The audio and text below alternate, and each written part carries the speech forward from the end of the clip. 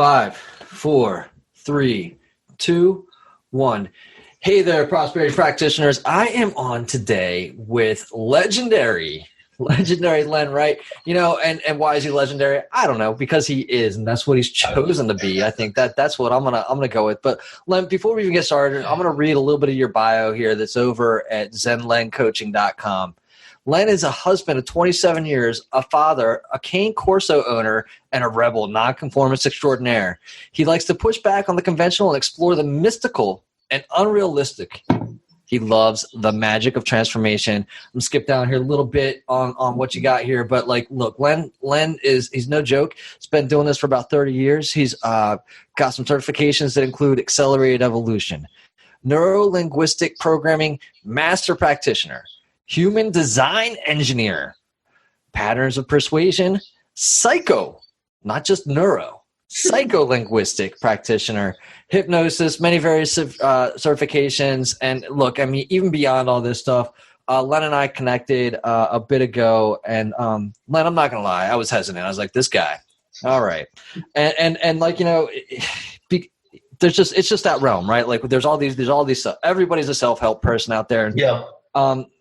You're a little bit different. You're in a little bit of a different space, and you're in a space that I actually rather enjoy. And, you know, let's say somebody turns it off within the next 30 seconds. I want to ask this question, and this is going to relate to, as it relates to prosperity, right? And this comes from Alan Watts, by the way. So how would you say we or you should trust the universe as it were another? Really, it's a misnomer question. And hi, by the way, thank you for having me on. Legend, I right away I said in my own mind, yeah, maybe. Not laugh out loud, right? That's where it all starts. That's where it all starts. But really, I mean, we all are, right? Okay, so that question, to go back again, really trusting the universe. How many times a day do you not trust yourself breathing?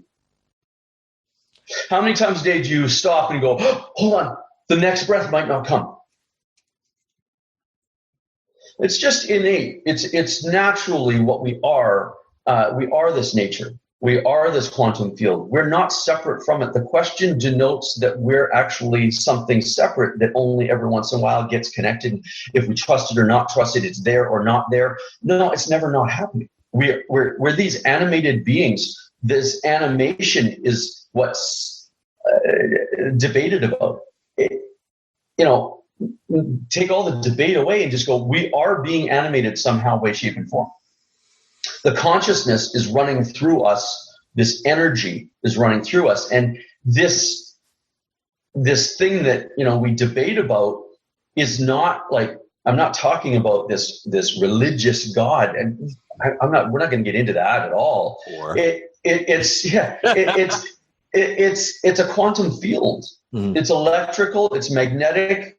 It's the same as the solar system. It's science, yo. And so when we realize that, we realize that's what's animating and making us alive. The ability for me to be able to have consciousness enough to put my words together to be able to create a message and drive it across is that quantum field in action through me.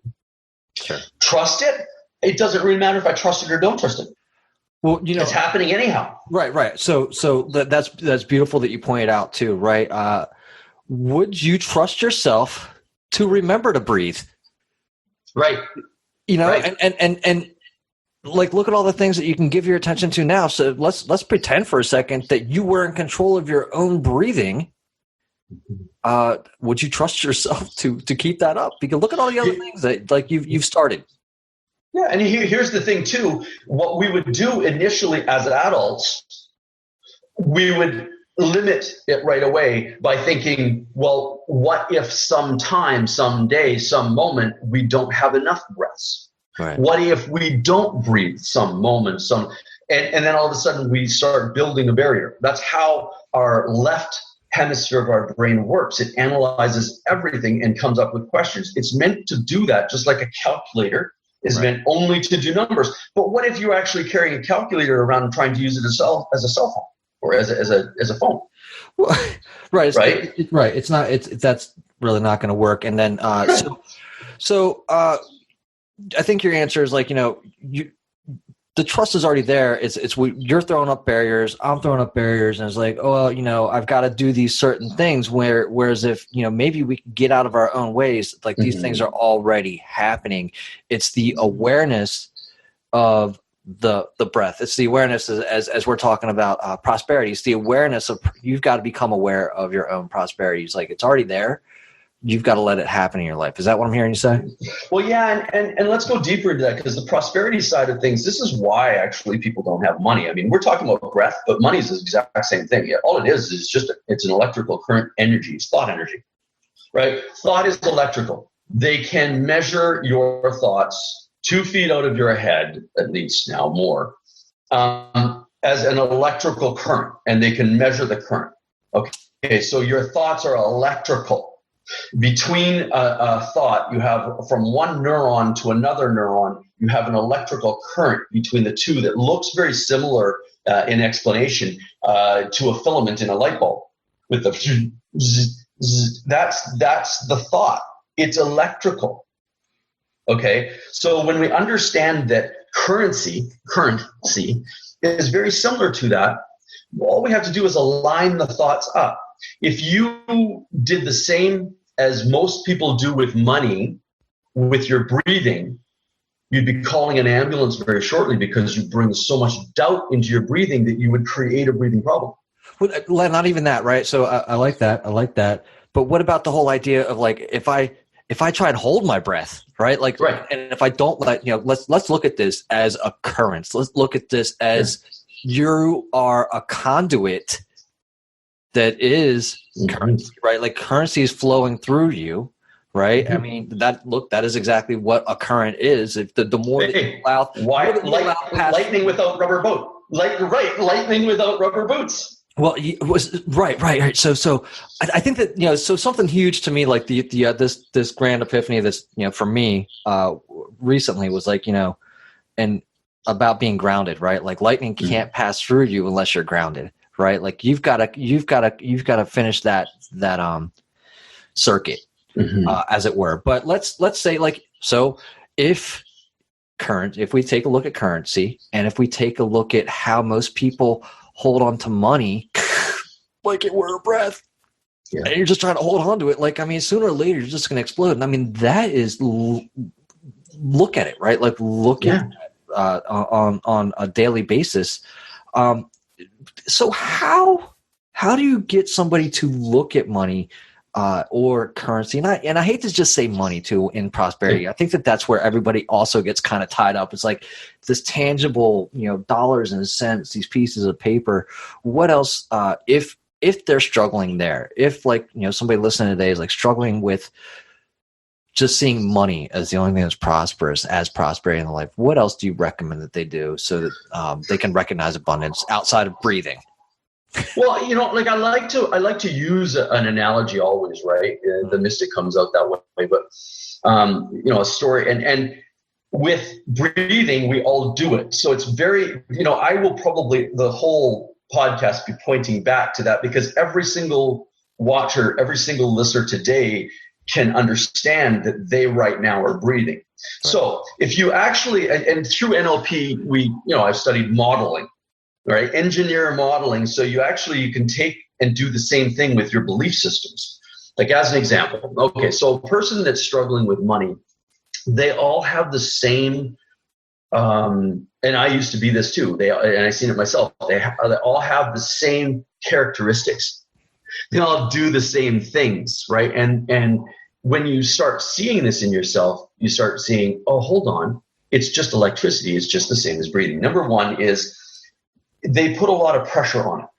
They put it on a pedestal. Like it's extremely important. Like for people that don't have money, they view it as survival. Like this is paramount. I don't have it. Okay, so if you did that with your breath, what happens when you place importance on anything is you tell your apparatus inside, you tell your mind, for lack of a better explanation to go into it deeper, you tell your system, I want to focus on this. This is important to me. This is very important. All focus on this. So then what you focus on grows. So, okay, I'm all of a sudden now worried or concerned about not having enough money. My focus goes there. And so now all this tension starts building in me. Okay. If you did that with your breathing, as I said, if I sat here right now and Brandon, I could create a breathing problem within you within 5 minutes. If we just actually just started sitting and you got into a theta state, okay, and really relaxed, and then just started talking about how have you ever had a problem breathing? Go into that time period that you had that problem. Right. Start breathing that way. Start thinking about what if the breathing goes wrong? What if? Making it all important. Taking up all of your focus. You're watering what's behind it, a doubt. You're watering it's not there. It's the lack part. Right. That will be created in your system. And you'll just start having problems breathing. Right. You'll have start, cough. Oh, geez, I wonder. And you'll create the issue. Well, it's the same happening with money. Right. The way that they view money is not a relationship in which works. Right. I can't remember if you and I talked about this before, but with people that I'm dealing with money issues, I just get them to go through as, okay, so your money is a different entity. Say it was a friend or a child of yours. Right. Okay. This is, fathers, we're both fathers. So say it was a child of yours. How you treat this entity money, if you've seen it as a child, what type of child are you growing? One that is spoiled? One that feels beat up, used? One that feels not appreciated? One that feels like they're just supposed to be there to do your bidding? You could go into it very deep and create and see the relationship that you have, the feelings you have towards it. When I did that myself years ago, it was really funny because I seen it, and what popped up into my head is I seen myself as a pimp and money as a whore because of the fact that all I ever thought was of using it for me. Sure. You're not here for me. You don't have enough for me. You didn't turn out enough for me, basically, is what I was saying, which is pretty ugly when I had that feeling towards it. And then you ask yourself the question, okay, so now from the energetic perspective of this entity money, would money want to be around? Right. Being treated like that? Sure. So once you then start going, okay, if this is a real thing, then it's made of energy. So it's not like a real friend. It's going to still have the same effects, though. We talked earlier about how our thoughts are electric, but also at the same time, our endocrine system that pumps out and secretes different chemicals into our body that match the thought, they are magnetic. They pull or repel. And cohesion, adhesion, repulsion, and attraction, the 4 laws of magnetics, work itself out in you. If you study magnetism and you study electricity, if you study those two things without self-development, and then you come into self-development, it's the same thing. Well, what's funny about that you just said that, I've got a electromagnetic kit downstairs for my kids, so I can't wait to get into that. I think I should. Yeah. So let's take a couple looks at a couple things you're saying here, though, right? When you kind of assign these values to money, right? And I think that this is a challenge that a lot of people have, myself included, is that when you say, all right, money's evil, or if you go and you're like, money's the root of all evil, then you say, oh no, that's the love of money that's the root of all evil. That's the attachment to money. It's all these things, but really, money is whatever you define it to be. Just like energy, you assign energy, good or bad, you assign it these values and you send it on its way. And I think, to me, and you and I have had this conversation, to me, the best way, my getting over the hump, my getting into a different place and with money was through the science of getting rich with Wallace D. Wattles, and where I understood that through him, that the money is really, like we're talking about here, a currency. It's, what am I able to give to somebody that is more valuable than it's, to that person than the cash that they're exchanging for it, A, and B, it's to just help me to fully express life. Right. And if I can look at it that way, and if I'm not, and it says in there too, like, not to live swinelessly. Right. I mean, this is going back to 19 whatever. Yeah. To not live like, I've read it.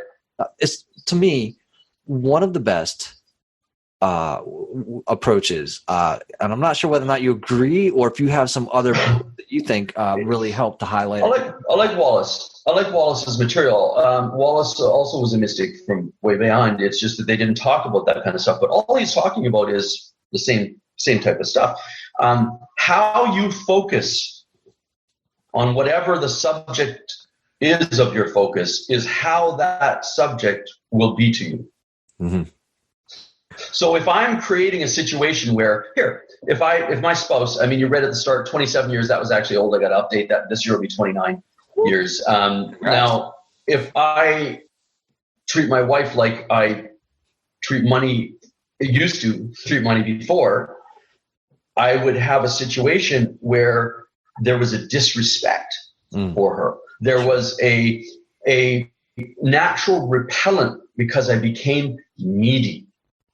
Yes. On a date, going out on a date, does the needy person really get what they want, which is connection? No. I had a friend of mine say, like, to me once upon a time, and I think that I was trying to get involved in a relationship. She goes, "Hey, Brandon, desperation is a stinky cologne." Right. Well, don't you think it's that is a beautiful saying? Desperation is a stinky cologne, because that desperation is exactly the same with money. Right. You don't think that money can actually feel what you feel towards it? Right. It's the same way as your family, your coworkers, your workers, everybody around can have an intuitive feeling. Look, I explain it this way because I get naysayers going, I don't know. And they just haven't studied it. They haven't researched it. But I'll just blow them away with this one thing. I need to find another analogy, but this is the way that it has right now, and it's powerful. Two women that share or more that share the same environment for very long will naturally match up their cycles. Right. Yeah. Okay. I was joking with my wife one time and a friend. I was saying, okay, so do you guys, that's the bathroom breaks? What, do you go in and mark the schedule out, and after a big laugh, it was, well, no. And I'm like, well then, okay, what is it communicating then? Right. Yeah. What's telling your two bodies to sync up, synchronize, when you're not physically speaking about it and don't even know the dates and don't even know those things? Yeah. What's talking? Okay, so that same thing is talking in all of us to each other at all times. All times. You're emitting who you really are, what you believe, what you're thinking at the time, what you're feeling about everything, because the bioelectric-magnetic part of you is always speaking. Whether you guys or not, it's what makes us. Right. First car is a desperate, stinky cologne. They talk about that, and they don't know that commission breath, right? Yeah. But we're talking about the same thing, Brandon. It's all the same thing. Understood. Yeah, I'm with you 100%. Right. We're going to kind of bounce around to different places as we hash. I want to just touch one more thing to finish that thought off, though, is the need, because I can feel it. People out there going, well, what do I do then? I've got this stink on, right? I've stank. What do I do? You fall in love again with that thing. What would you do when you fall in love with somebody? You only think the positive. You put them on a pedestal, but at the same time, it's not a pedestal of lack or worry. It's one of appreciation and gratefulness. I'm so grateful that they are in my life. Right. That I get to spend time with them. If you felt that way truly about your money, right? Could it not run fast enough to jump in your arms? Fair enough. So I love it. And that also, so, you and I talked again about Abraham Hicks, fan of Abraham Hicks, and this is where this is coming from. But she talks about, let's say you're stuck on money, right? And I think that her line is, you can't get there from there, right? Let's say that like, this is the all encompassing thing. This is all I'm focusing on. I'm focusing on this lack. I'm focusing on this lack. I'm focusing on this lack. Get away from there. Get into some place. You're not going to get there from there by sitting there. Go think of what is something else you can go do that's going to make you feel better, feel good. Feeling good is the key. And you can tell me if I'm right or wrong. And I'll use one example on my own, and ask you for one of your own. Is I was having a problem with one of my sales guys at one point, and God, he was making me crazy, right? He was just like, I was cursing him out in my head. I was like, this MFer, I was like, oh. And then I was like, I need to stop for a second. I need to recognize him. And I'm a big fan of Florence Scovel Shinn, right? And recognize that he's just another divine being. He's doing his best as possible. He's just divinity and doing whatever. I got on an exercise bike, and I just rode for a half hour, and I rode hard. I put myself into a different set of mind. I got some blood flowing, and when I was done, those were the thoughts that came through my head. I'm like, dude, he's just trying to do his thing. This is how he works. He's not me. He just operates differently, and his operation is he's just another lesson for me in my life, right? Mm-hmm. I mean, and so I had to change. I couldn't get there just by focusing on the situation. Right. Where I was, I had to go do something else, remove myself from the situation, and put myself into something else, and completely change my frame of mind. Yeah.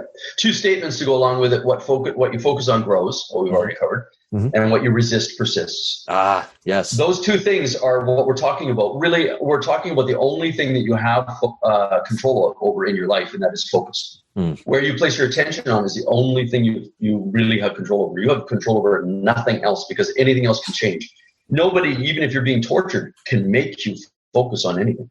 If you are an adept and you trained consciously for many, many years, you could put yourself completely somewhere else while you're being tortured.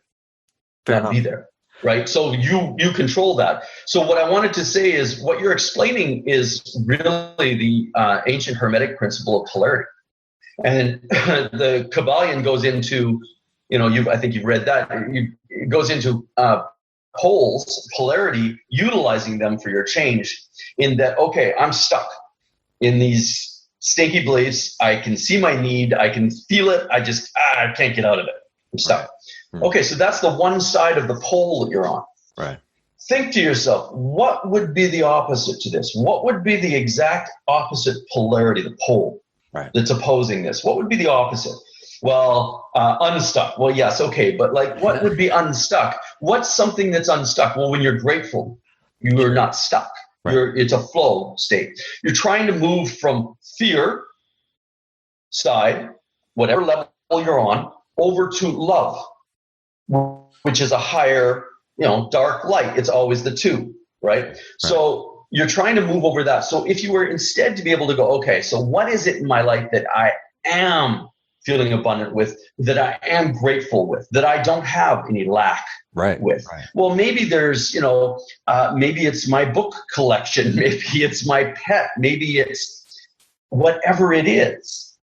Then that is where your focus will be drawn. You will then consciously, using your willpower, using your will, take your focus, your energy of what you're paying here, and take it and put your potential on this other thing and place your focus here. So it's not this, Pollyanna, where it's like, well, I don't feel good.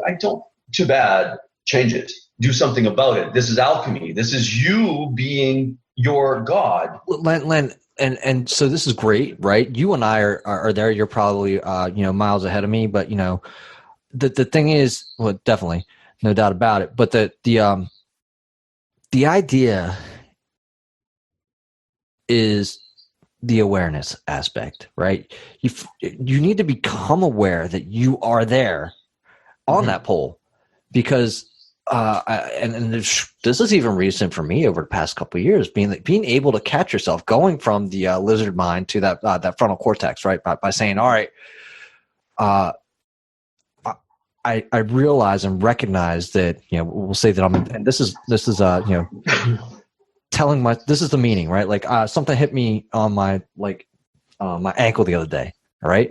And I said to myself, I'm in pain, ouch, right? But the other option, I can say, well, that's just another feeling. That's a new sensation, right? And so in the moment, being able to capture the signal that you send to your mind, having that awareness, getting there. How do you get there? Practice. Yeah. So practice. Really, like this is, you're right. It is. I mean, all what we're talking about and the actual experience of the lack feeling of money, that's all a gift. It's all a gift to do what you were just saying, to wake you up to you. You're not awake to you. That's why you're having the issue. That's why you're having the challenge. That's why you're asleep to you. You don't know how you're messing yourself up. Who are you? Yeah. Well, you know what I mean? So, I mean, when it gets down to it, you say, you're waking up to yourself and, I think, isn't that what listen, I hear a lot of people saying, well, don't call me a guru. What is a guru? Isn't it somebody that helps you to become awake? I mean, am I right or wrong? And that's the exact. If they're doing it properly, you see, here's the thing. I've been doing this for 30 years. I can't make anybody awake. I wish I could. It would be a hell of a lot easier if I could just go tap, tap, tap, tap, tap, tap. But you see, that's not how it works. What I can do is lead them to the water within them. Sure. Lead them to look at your experiences. Look at what's going on. Cause, effect, cause, effect, cause, effect. If I'm seeing the effect, how am I the cause? Right. How am I the cause to this rather than this is it, this is it, this is it, this is it? Everything boils down to the thought that you originally had that created the experience. So once you start examining yourself, asking these questions, once you start going inside, you start seeing, hold on, there's nothing really outside of me messing me up. It's me being unaware that I was messing me up to begin with. It's what I call the inner conspirator. Your dark and your light together, the whole great work of this self-illumination work is in the union, the actual marriage of this dark and light within you. So for many, many, maybe years, maybe moments, depending on the person, they spend time in rejecting and resisting their darkness, acting like it's not there. You say reject it. Did you say darkness? I'm sorry. Yes. Rejecting or resisting their own, what I'm calling shadow or darkness. Right. The things they say they don't like about themselves or don't want to see about themselves. And then you come to a point after it all of, this is ludicrous because the more I resist and don't want it, the more it shows up in my life. What you resist persists. So I got to start embracing instead and getting to like this other side of me. Well, I love that point too. A couple pieces in here too. So I mean, really, it's a part of it is becoming aware, right? And that's part of the we'll call it, for lack of better terminology, part of the awakening practice, right? Part of like saying, hey, oh my gosh, I am 100% the creator of my own life. Everything that I see here around me is a choice that I've made, for good or bad, and owning that. And once you get to that point, then you start to say, okay, now that I recognize this, now that I can point back to a couple of thoughts that I had that created where I am today, how can we move forward knowing this, right? And then with the shadow work, right?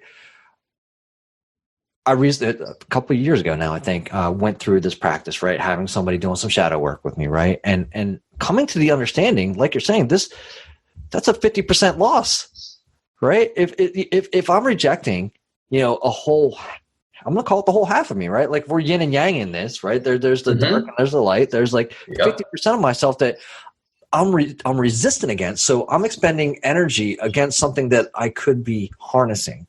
Right. What is it on the shadow side that needs me to just say, hey, why don't you all come on in? Because, hey, listen, we know the party is more fun with a bunch of people. I don't want to be here by myself, right?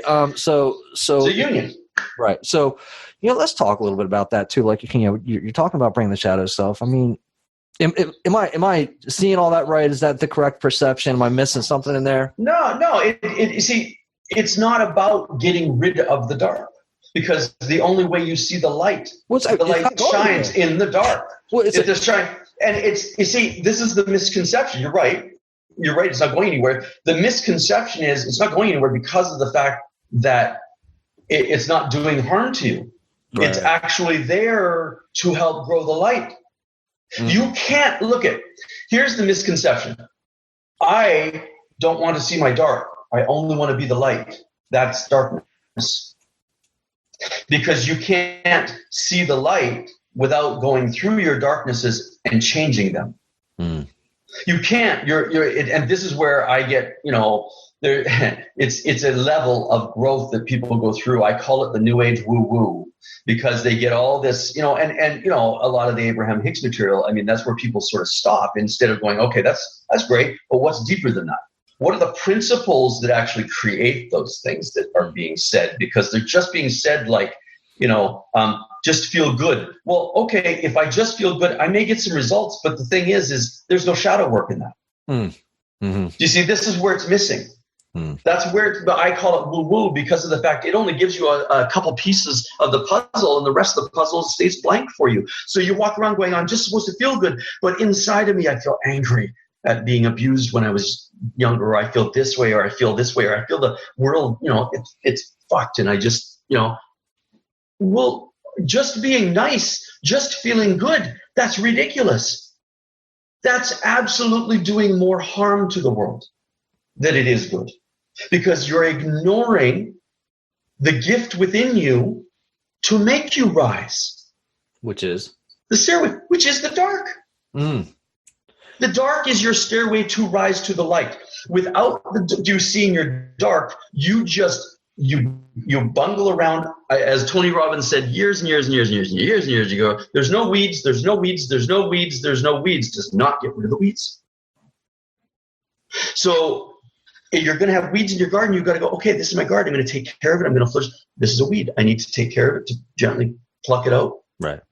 If I act like it's not there and ignore it, it just grows anyhow. Are there deer in my garden? Because there are deer in my garden. So and aren't they beautiful? So okay, there's beauty in the deer. Right.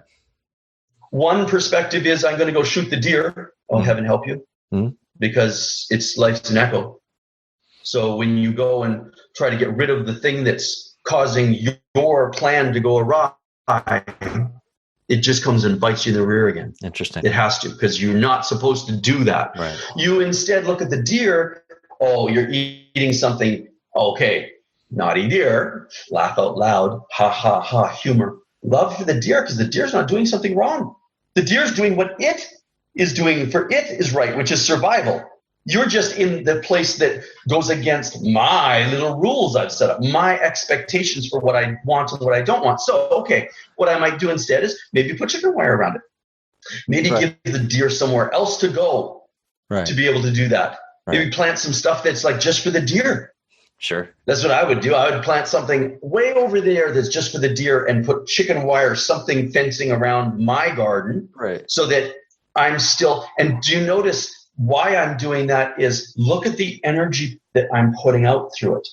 This is something instead of resisting the deer, and instead of hating the deer for coming in and ruining my plans, it's thy will be done, not your will. So all of a sudden I look at the deer as not something that's coming into ruin, but something that it's up to me to create and divert and love as well. How can you incorporate that into the beauty of your life? In every way. Well, look at this way. There's a scripture in the Bible that says we're made in the image of this creator force. Okay? Act like it. Just freaking act like it. If you really thought you were God, how would you do with people in your day? Like seriously, drop all the shit. Drop all the courses and the self-improvement and all this shit that's out there. Like you said before, everybody knows everything. Right. Just be the God that you are. If you want more peace in the world, more love, be it. Be it. So when you want to somebody, that darkness shows up. And like you were saying about that employee that you have, that salesman, and you want to go, notice, hold on. Let's pull this back. This darkness that's in me, this that's in there, to be able to lash out at this other person. That's my issue. That has nothing to do with the salesman. This salesman's actually a gift to me. Absolutely. Bringing this up so that now I can look at it. Why am I getting upset and entangled in his mess? But it's in not his behavior. It has nothing. And hold on. So that's one point. I want to hear. One point, but the other point is how am I harming myself by doing that? Right. Like my chemicals in my body, when you did that, and you were like that, that MFer. I love that how you said that. Right. All of a sudden, what do you think is being excreted in your body? Right. Love? No, it's all these chemicals that are going to beat you up inside, acids. Yeah, I mean, look, that's it. So, I don't think it was until after I hopped onto the bike that I realized and recognized, that this is exercise. I'm creating endorphins. I'm blasting away all the neurotoxins. I'm making myself feel good. I'm recognizing the fact again, I'm recognizing he's just another divine human being. He's doing his thing, that whatever I'm thinking are my own thoughts, and I have the ability to see this in a totally different way. And that's what I went about to do. Yeah. The same thing happens in the same breath, he said. The same thing happens though, right? Like this is our opportunity. Like, if we want to see, and this just almost in a question, state is, if we want to see a better world, if we want to live in a better world, we need to see a better world before it can be improved, right or wrong. Gandhi, be the change you want to see in the world. He didn't say act like it. He didn't say think about it. To be that change, because that's your Jesus in the Bible. Be the example of love. Right. Because it all has to start with you. Like it's like in an airplane. Okay, you have kids. When you fly with your kids, what do they tell you to do for the safety thing? If we run into a problem and the oxygen masks come down, do you give it to your kids first or you first? Well, you got to give it to yourself first. Right. Why? Because you got to be around to give it to the other. Absolutely. That's why Socrates said, know thyself. He didn't say, know the other person. It has nothing to do with the other person. The other person is if we're talking engineering or science, we're talking they're a stimulus to create the response within you. Then the activity, the goal is for you to respond to that stimulus in ways that promote your healing and journey upwards. So if the other person, the salesman doing whatever, I have so much learning within that course that he's just given me. Yes, I'm tweaked. Why am I tweaked? Right. Why does him not doing that tweak me? What in it is it within me that's getting angry because he's not doing his job? Am I doing my job? Exactly. Maybe there's something mirroring from that I'm feeling guilty about, or that I'm not doing, or there's literally 1,000 lessons in that one little experience that you can draw out and learn about yourself, that when you learn these little tidbits and you actually see them, shine light upon them inside yourself and go, I didn't even realize I was doing that. I didn't realize I was feeling that way. Right. You have what's called an epiphany. For sure. Okay. 100%. Do you know what the root of epiphany is? Epiphysis? Yes, go ahead. I had it pulled up at some point. It's been a while. Yeah. Let's give it to him.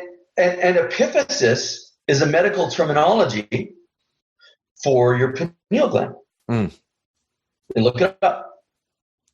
Right? An epiphysis, and there's a second word to it, epiphysis, something or other. But right, the epiphysis is the important part. That is your pineal gland. When you have an aha moment, it's called an epiphany. Why? Because in that moment, you are made in the image of God, the Creator, because you're creating your world directly with a connection.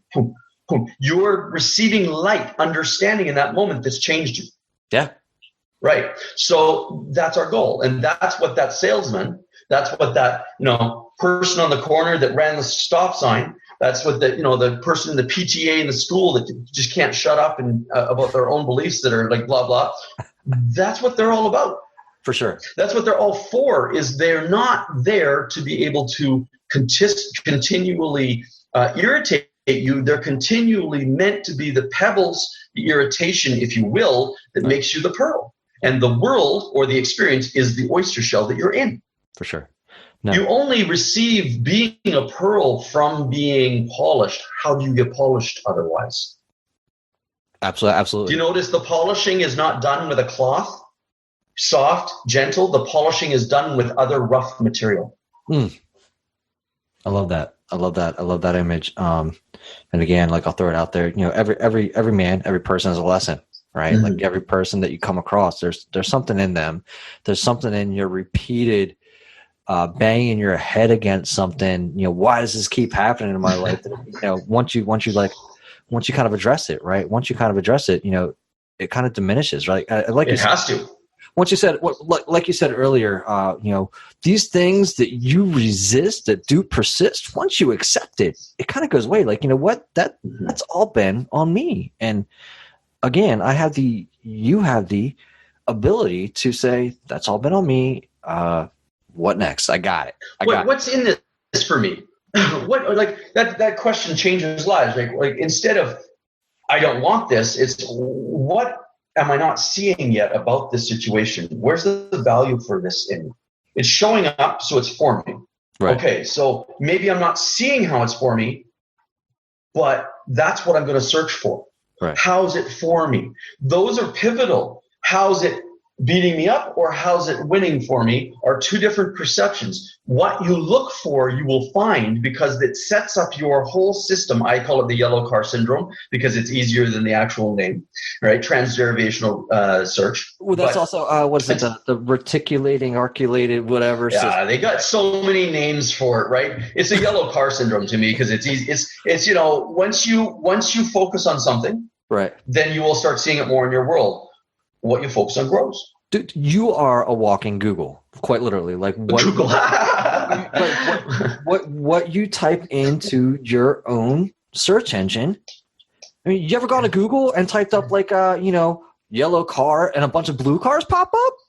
Well, and here's the thing: I can go on and I can go to Google and I can look up dark web, and I can be completely mired and turn my whole life into something dark. I have that ability. That's my will. I can do that. Right. But then I have to, by principle, by law, by nature law, not by something man has made up. It's called karma. It's called cause and effect.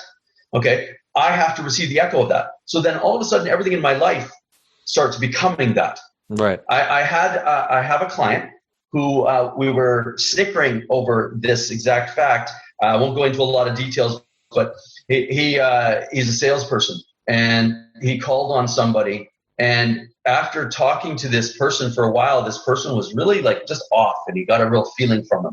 Mm-hmm. And after he heard that they were actually a serial killer that has not had charges been placed, they can't grab him, but it's been 3 deaths and everybody in the town knows it's them. Wow. So he's like really weird feeling. So he started looking stuff up.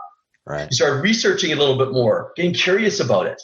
Right. And then going, I'm going to completely remove myself from that. Right. So he went way over to the other end of the town, and it was a big town, way over, completely different area, completely different. And the first sale he made was one of the victims' families. Oh my goodness. How does that line up? Like seriously, we're talking like, you know, one in how many millions of possibilities. Right. But you see, that doesn't matter. Right. Because he was creating his reality without realizing. Unconsciously, he was focused on something. Then because he's focused on that, he's giving the message, if you will, to life, the order. I want more of this in my life because this is what I'm focusing on. Yeah. The only thing I have control of is my paying attention, and this is what I'm paying attention to. Life goes, oh, wow, that must be really important. More of it.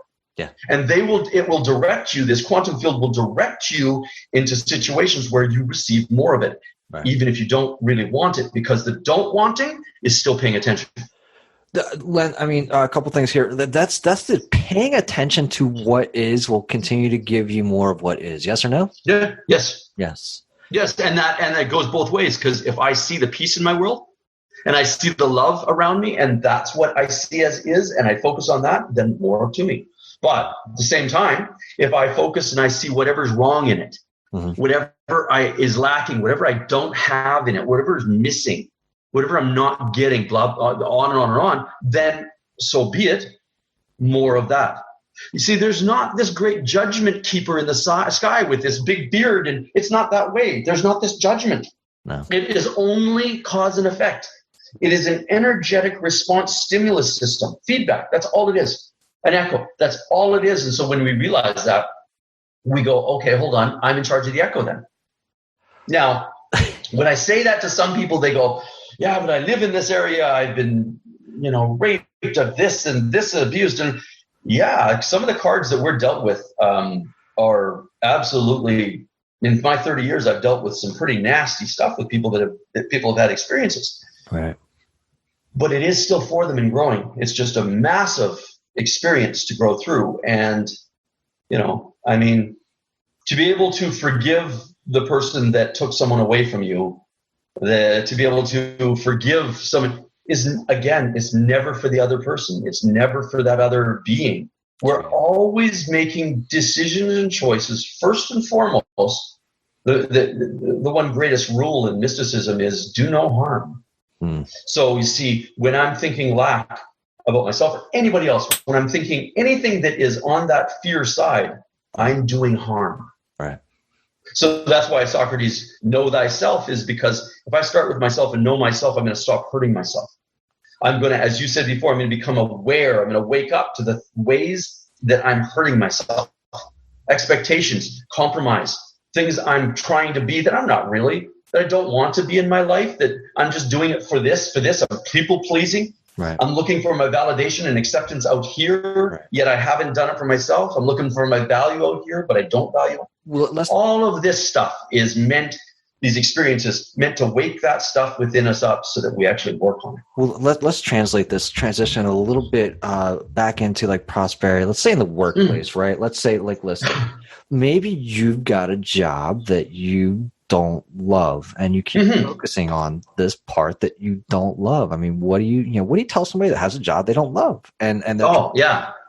Perfect. I say, let me explain after, because I'll say something and I'll say, fall in love with it again.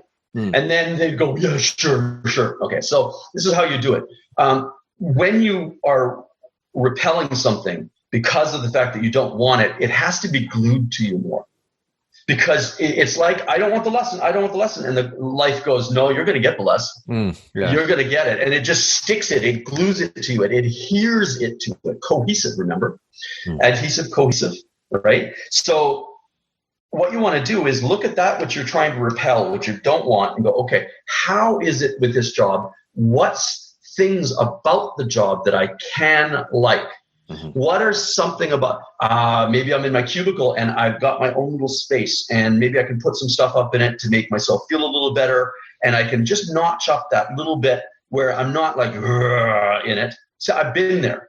My sales career in my early 20s, my mid 20s was horrible because I always hated being in the job. I hated being out doing cold calls. I hated doing what I was doing because I was selling stuff that I didn't really love.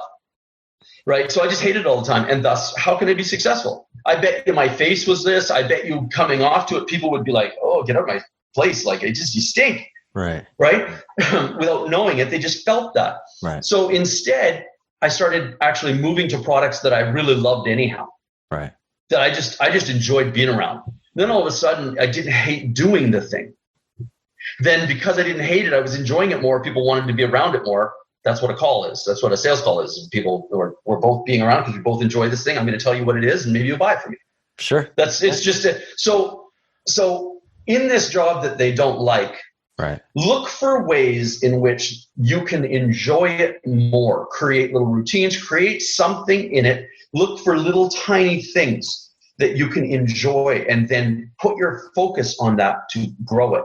And at the same time, see your value through it. See, maybe this isn't something that I'm really geared towards, and it's not where I see myself being. But right now, in this moment, this is what is. So I'm going to learn to embrace it and love it as much as I possibly can. I'm going to, as I get my clients to be, I'm going to be Jesus or Buddha or whoever you see as that example. Right. I'm going to be that in the job. No matter what anybody else is being to me, no matter what I see, I'm going to be that Jesus in every example that I can. Every experience that comes to me, I'm going to endeavor to work through and be it. And my work becomes now my gym, my conscious gym, where I go and I don't even work there. I work here first, and then I project myself into the workplace. Oh. And that's all I'm going to focus on.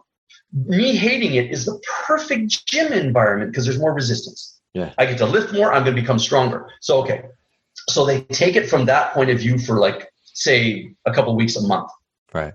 All of a sudden, now they're going in and they're not like, putting their coffee down hard and they're grumbling to their. Now they're not doing that as much. Now, instead of grumbling, they're saying, the weather's not too bad out there. Well, we have to be here anyhow, right? Ha, ha, ha. It's made a little bit easier, and because of that, who knows, maybe an opportunity, maybe their boss sees them and goes, maybe you belong in a different position. I didn't know that you were this kind of person. Right. See, you don't have to know the outcome before it happens. You don't have to do that. You just have to be the example. Right. Raise your standards energetically within you, become different, and the outside experience will match that, the echo. Right? And so then all of a sudden, and this has happened so many times with clients, I get them to do that for a bit, and then all of a sudden they're offered something else, and they go, "You'll never guess what happened." I go, "I know, I have a pretty good idea." Right? And I'll tell them, "You got another opportunity." You did this. Like, how did you know? I'm like, it's law, it's principle, it's just the echo that you were putting out. Right. Here, I want to say one more thing about that ordering process that people do. It's like ordering at a restaurant. So you and I go to a restaurant. I order, and grilled cheese came to mind. I don't know why. I order a grilled cheese sandwich. Okay, so they go off why I would order that. They go, and halfway to putting the order in, I stop and I go, hold on. Oh, I want a Caesar salad instead. Okay, sir. They change the order and they turn around and start walking back. And they just about get there, and I stop them and go, oh, hold on. Instead, I'd like some lasagna. Right. And that goes on and on and on and on. Do they ever get to put the order in? Do I ever really get it? Right. This is what people are doing with money. This is what people are doing with most of their experiences. They're using their imagination to create all the time. Create. And every time you create, you ask for another thing with that, so it can't be fulfilled yet. You're constantly changing the order. So this is why stop thinking about your future in that way. It's nice to create a little bit. That's great. Use your imagination. But don't live in a daydream. Don't live in that. Live in the space where you're at and affecting it and here and now. So you're being that example. And then I guarantee the outside will come up with something that's even better than you would have come up with yourself. I love that too. Kind of be more of a generalist with what you're looking for, but in the here and now and in the today. And, the one story that comes to mind for me is that, the cathedral builders, right? The three cathedral builders. How would you translate the three Masons, right? Like how would you translate that into today? If you don't mind kind of sharing that story, you've got I'm just asking you to kind of share that story and give your interpretation of that. Which one? The Kabbalion, you mean? So no, it's you got the three guys that are, they're working on a cathedral, right? And somebody comes up and they're like, hey, what are you doing here? To the first guy, and the first guy's like, I'm laying this stone, right? And the second guy's like, I'm building a wall. And then the third guy's like, I'm building this majestic cathedral, right? And these three people are all doing the same thing, but they have a different perception about what it is that they're putting out into the world, right?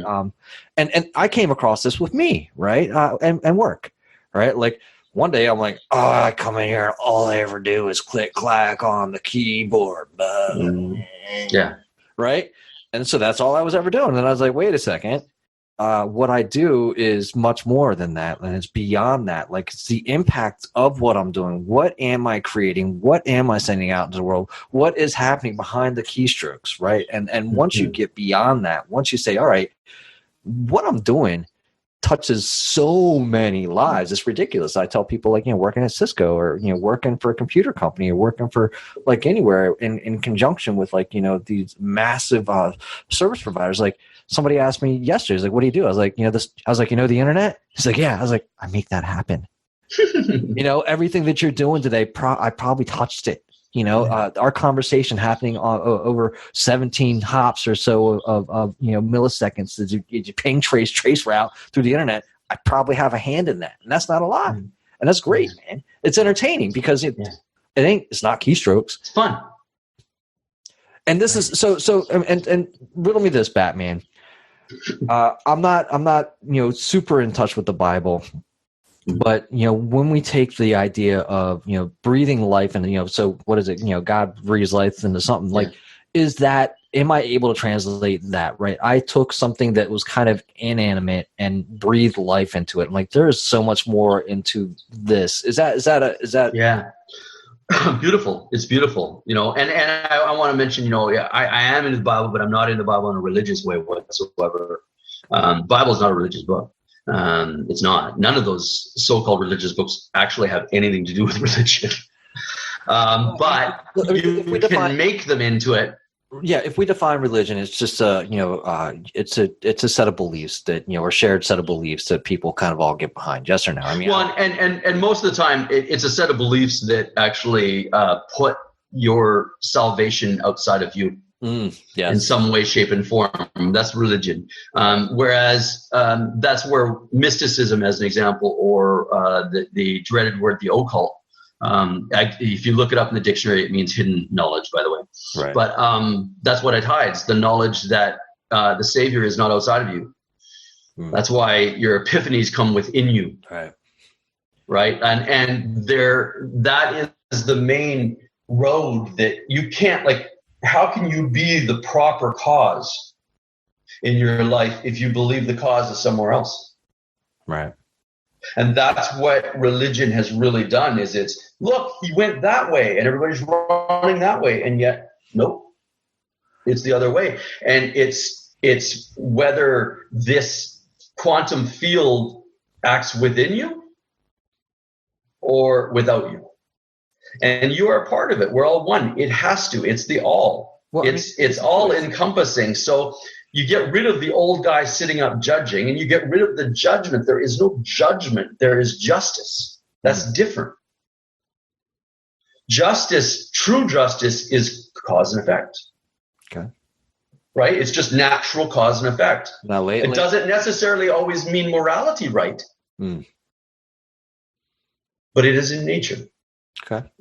I mean, the cat gets a mouse. Okay. Take that situation. Is that a good or bad situation? Well, are you for the cat explaining from the mouse or the cat? Right. But if you were a human, you'd put morality into that. Well, you'd have people protesting about the mouse. Then you'd have people protesting, well, the cat can have his right too. And then you'd have conflict. Whereas in nature, there's no conflict.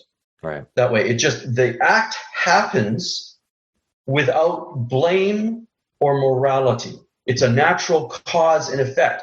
Once we get to that level of growth, once you're the cause, your love, there's nothing within you that would ever feel like doing any damage. Right. It's natural peace. But it can't come from wanting peace. It can't come from getting others to be peaceable. It has to be you experiencing peace within yourself first. Right. True peace. And recognizing it within so that it can be without. You can't know something. I mean, a person that's been blind their whole life cannot explain what blue looks like. And you can't explain what blue looks like to them because they can't have that experience. So someone that has not got any peace within themselves, they can't sit still for hours at end just with themselves and not speak and just be happy. They can't do that. I mean, look at one of the greatest punishments in our prison systems in North America alone, in both our countries, is solitary confinement. Right. So get that. One of the biggest punishments is being able to spend time with themselves. This is why our world is in the shape it's in. That shouldn't be a punishment. That should be a reward. Well, I mean, is it because we've been taught that we need to share our condition verbally? We need to. No, it's because of the fact that there's no peace within those people whatsoever. Okay. They have no peace. They have no peace. Where did they go? Inside is only torture. So by actually using themselves on themselves, it becomes the biggest punishment because they're the biggest punisher of themselves. You take a serial killer, you take a murderer, a rapist, an abuser of some type or shape, they already have abused themselves within. Right. There's no real love for themselves at all. And so now you put that person into a room just by themselves. Right. Do you think there's any love in the room? No. Well, no, and I want to translate that too again, prosperity, right? And lack of prosperity. Like let's just say, hey, you don't have any there. Like you're beating yourself up because you don't see it. or you're beating yourself up because it's not there. And you have the absolute ability to turn around and say, just like you said at the very beginning, I have everything that I need right here, right now to experience full-on prosperity. And there's really nowhere to go except for there. And if you stay there, if you get out there, well, the flow is already happening. Money doesn't judge you. I like you. I don't like you. You should have me. You shouldn't have me. It doesn't do that. Just like we were talking, there's no judge in the sky doing that. Right. It's not about that. But it's only feedbacking you. It's only finishing the feedback loop that you started. That's it. If you want a different result, start a different feedback loop. Right.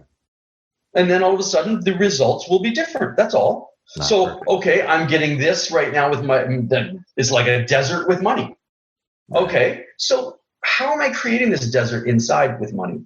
And if I go inside and be honest, I definitely don't feel close to money in this scenario. If it's a desert, I don't feel close to money. What are my beliefs about money?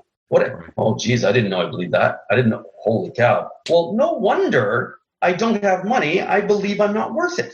Right. Well, okay, so if I don't believe I have enough value to have money, it's not going to flow to me. Right. Right? Like it's not, money isn't this intrinsic thing like it. People put it on such pedestals with life and everything else. There's a scripture in the Bible and in all holy books. It's mimicked in all holy books. It says it's just the words a little bit different, but it's the same thing. Seek the kingdom first and all else will be added to you. The kingdom they're speaking about is know thyself, as Socrates said. This is the kingdom. I'm rubbing what? My what? Temple. That's right. It's the kingdom is inside us. Okay, so if that kingdom is inside us, how does your kingdom look? Is it like Solomon's, where it's the richest?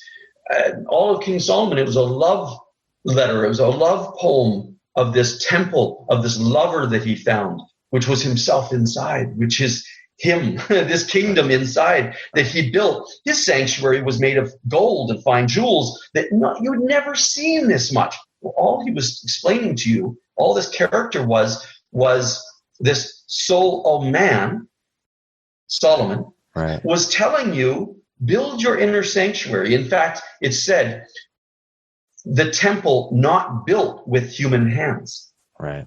What's this? So you see, and I want to say one more thing about that because it's to do with money. People use and warp their interpretations of the Bible because they take things so literally. None of it's meant to be literal. Not one person, not one thing or event is meant to be literal. And so when you look at it, when Jesus threw the money changers out of the tabernacle, out of the temple there, people say, oh, well, that's to do with money and throwing out. No, the money changers were thoughts about money. The thoughts, the importance, the worry on the bills, right, the putting all this junk in your mind over and over again. What did Jesus say? He threw them out and said, take no thought. Right. So stop thinking so much about it. Stop putting it on such a pedestal. Stop making it into this, oh, I drool over you. I want to date you. That's a stalker. Right? Stop stalking your money and start creating a home within that attracts it. So, Len, one of the things that you said there too is, and this is kind of a newer look, man. I'm in a different space every day, all day, every day. But one part of that is, give it no thought.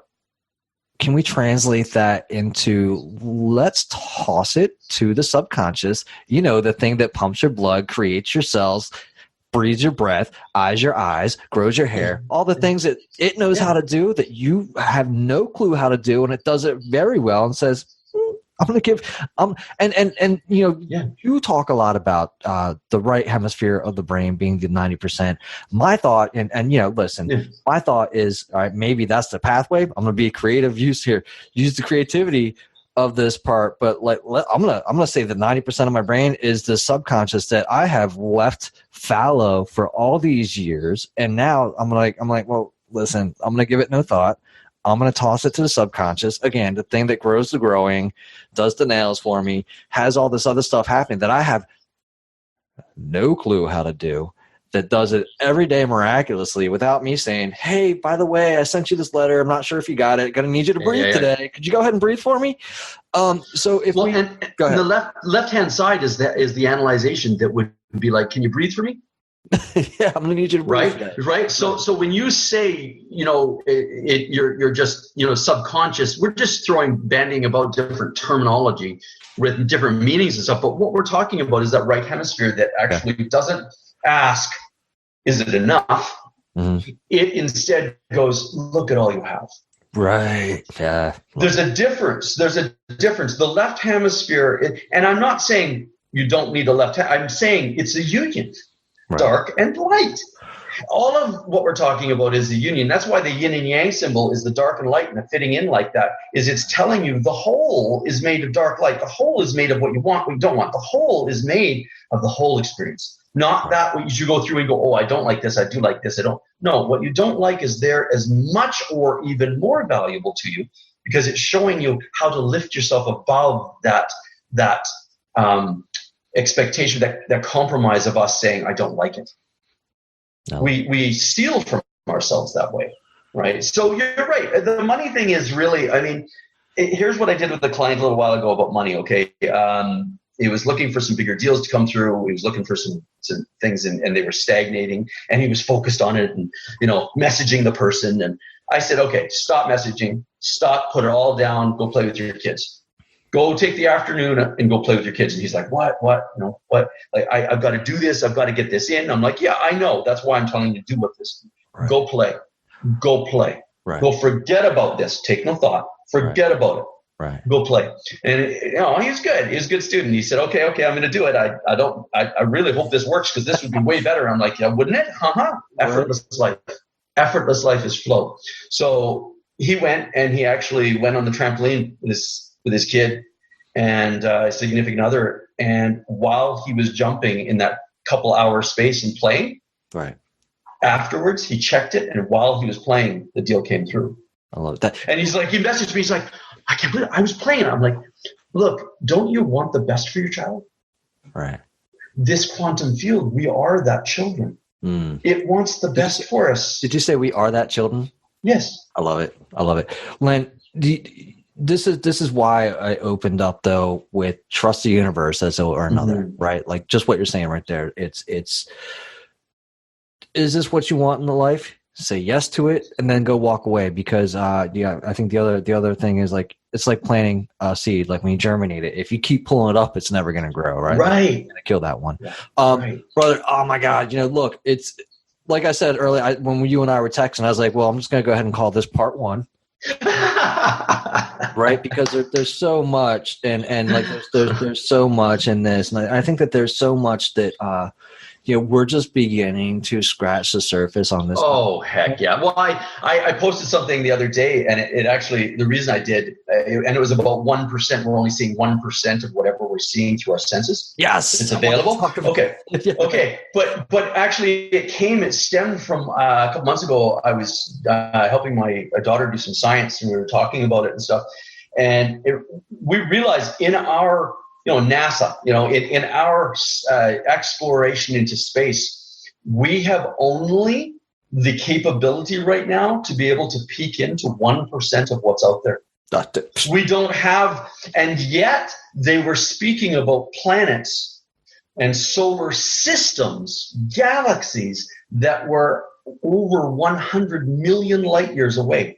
A light year is over 137,000 kilometers. I'm in Canada. Okay. So think about that. 137,000 kilometers times 100 million.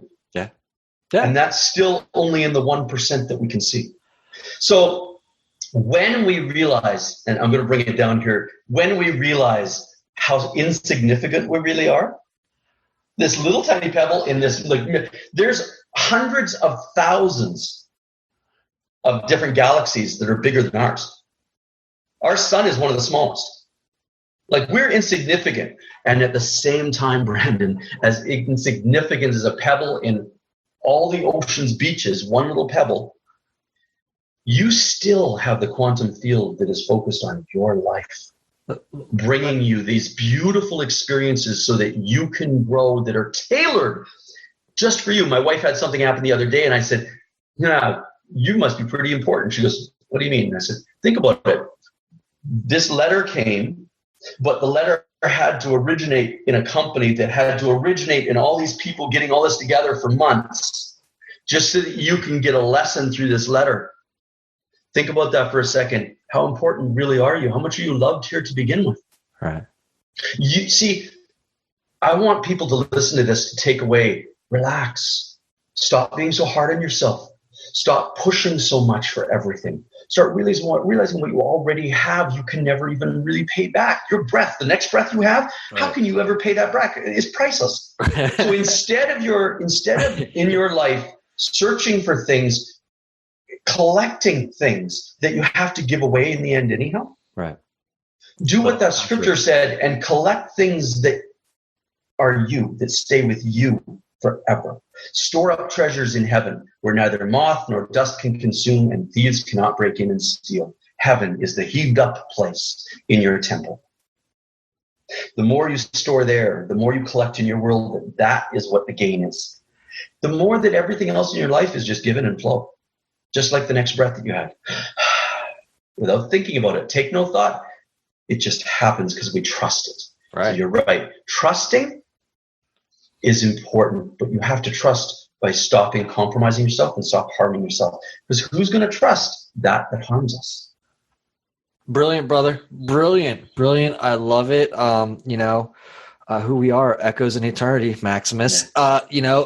So yeah. Zen Len, I'm sending everybody to go check you out over at zenlencoaching.com. Is there anywhere else you want them to come find you, check you out?